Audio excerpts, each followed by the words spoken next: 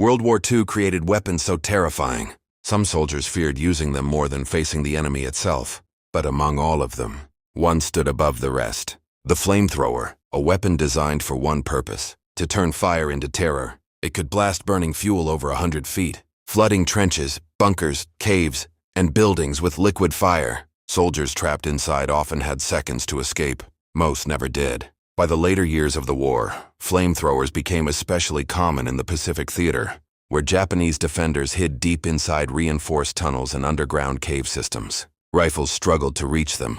Grenades often failed, but fire forced people out. The man carrying the flamethrower usually wore heavy fuel tanks strapped directly to his back, nearly 70 pounds of fuel and pressure. One bullet, one spark, and the operator could disappear inside an explosion of burning gasoline.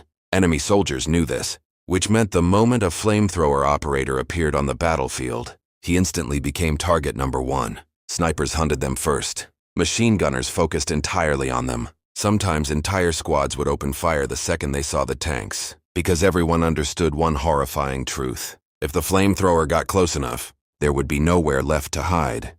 The worst part wasn't pulling the trigger, it was the walk beforehand. Flamethrower operators usually moved near the front of the assault, ahead of riflemen, ahead of medics, sometimes only a few yards behind tanks. Every step through the Pacific jungle felt slow. Mud dragged at their boots. Humid heat wrapped around them like a wet blanket. And strapped to their backs were two metal tanks filled with thickened fuel and compressed gas, nearly 70 pounds pressing into their spine and shoulders. The weapon made movement exhausting. Operators often struggled to crawl, struggled to run, struggled to dive for cover fast enough when gunfire suddenly erupted. Then came the waiting.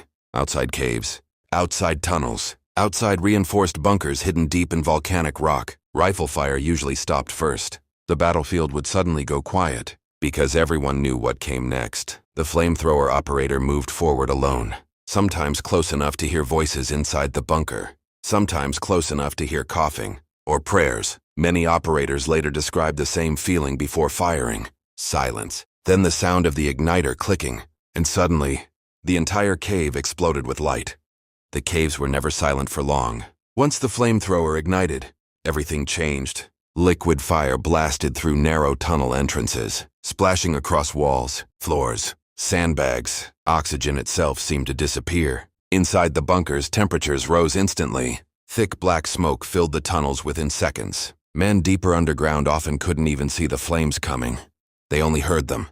The roar, the screaming, the sound of air being sucked from the cave. Some soldiers tried to run deeper underground. Others charged out blindly through the fire. Many never made it out at all. American troops later described bunker assaults as some of the worst fighting of the entire Pacific War. Not because the battles lasted long, but because they happened up close, sometimes only a few feet away. Flamethrower operators could hear everything inside the tunnels: coughing, shouting, panic echoing through the darkness. And after the fire stopped, silence usually followed. Operators often had to walk into the bunker afterward, through burning entrances, through suffocating smoke, sometimes stepping over bodies, just to confirm the position was cleared.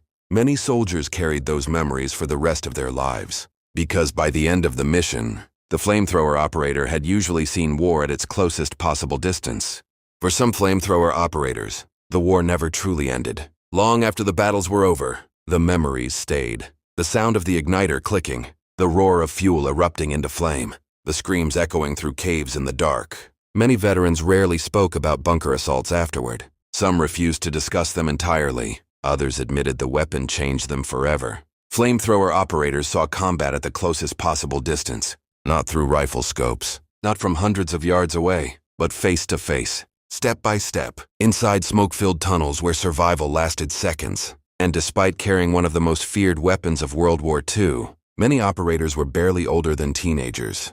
Exhausted, terrified, forced into missions few others wanted to do. By the end of the Pacific War, flamethrowers had become symbols of pure battlefield horror, effective, feared, and psychologically devastating for everyone involved. But perhaps the cruelest part was that the men carrying them often suffered long after the flames disappeared. Because unlike the fire, memory doesn't burn out quickly, it follows you home. World War II created countless horrors, but few weapons terrified soldiers quite like the flamethrower. It turned caves into furnaces, bunkers into tombs, and the men carrying them into walking targets. Many flamethrower operators survived the battlefield, but survival did not always mean peace, because some wars continue long after the gunfire ends, in memories, in silence, in nightmares carried home for decades. And for the young soldiers forced to walk into fire, those memories never completely disappeared. The flames eventually died, but for many veterans, the war kept burning anyway. U.S. Marine Hershel Woody Williams carried a flamethrower during the Battle of Iwo Jima. At just 21 years old, he was sent directly against heavily defended Japanese pillboxes and bunker systems. Alone at times, under constant machine gun fire, Williams later recalled crawling through black volcanic ash while flames and bullets passed overhead. For hours, he moved from bunker to bunker with his flamethrower, one position after another, one blast after another, actions that would later earn him the Medal of Honor. But long after the medals, the memories remained.